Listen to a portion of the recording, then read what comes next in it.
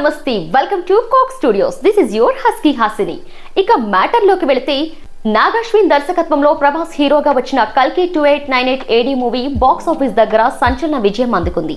10 రోజుల్లోనే Nizam, north India, Karnataka, Kerala, north America, overseas ఏరియాలో కల్కి 2898 AD మూవీకి లాభాలు మొదలయ్యాయి. ఆంధ్రాలో మాత్రం ఇంకా బ్రేక్ ఈవెన్ సాధించడానికి కాస్త సమయం పట్టేలా ఉంది. అయితే కల్కి 2898 AD సినిమాలో కర్ణుడిని గొప్పవాడిగా చూపిస్తూ చిత్రీకరించిన సన్నివేశాలపై కొందరు విమర్శలు చేస్తున్నారు. సినిమా కోసం మహాభారతాన్ని ఇష్టం వచ్చినట్లుగా మార్చేస్తారా అంటూ అభ్యంతరం వ్యక్తం చేస్తున్నారు.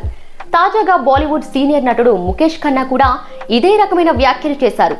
దూరదర్శన్ లో ప్రసారమైన శక్తిమాన్ నాటకంలో శక్తిమాన్ గా నటించిన ముఖేష్ ఖన్నా మహాభారత్ సీరియల్లో భీష్ముడిగా నటించారు. నాకు ఒక్కటే ఇబ్బందిగా ఉంది, వాళ్ళు సినిమా కోసం పురాణాలనే మార్చాలని చూశారు. ఆరంభంలో కృష్ణుడు వస్తాడు, అశ్వత్థామ నుదుటి నుంచి మణి తీస్తాడు, భవిష్యత్తులో రక్షకుడిగా మారుతావని చెబుతాడు.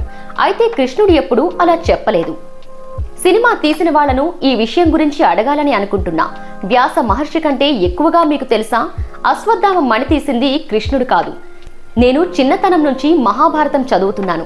మహాభారతం ప్రకారం ద్రౌపది తన 5 కొడుకులను చంపినందుకు అశ్వత్థామ మణిని తీసివేయిస్తుంది. నేను ఈ విషయం ఎందుకు చెబుతున్నానంటే, సినిమాల్లో చూపించే విషయాలను జనాలు నిజమని అనుకుంటారు. కృష్ణుడు ఎందుకని నేను కల్కి అవతారం ఎత్తే ముందు నన్ను కాపాడమని అశ్వత్థాముని అడుగుతాడు? శ్రీకృష్ణుడు లాంటి శక్తివంతుడు దేవుడు అశ్వత్థాముని ఎందుకు సాయం కోరుతాడు? సినిమా కోసం చాలా స్వేచ్ఛ తీసుకున్నారు. దక్షిణాదిలో సినిమా దర్శకులకు మన పురాణాలంటే ఎక్కువ భక్తి, గౌరవం ఉందని నమ్మాను. అదంతా ఏమైపోయింది? రామాయణం, మహాభారతం, ఇతరత్ర భారత పురాణాల గురించి సినిమాను తీసేవాళ్లు అన్ని విషయాల మీద జాగ్రత్త తీసుకునేలా ప్రభుత్వం ఓ కమిటీ నియమించాలి. లేదంటే ఎవరికి నచ్చినట్లుగా వాళ్ళు స్క్రిప్ట్ రాసుకుంటారు. కల్కి 2898 AD మూవీ చూస్తుంటే నాకు హాలీవుడ్ మూవీలా అనిపించింది.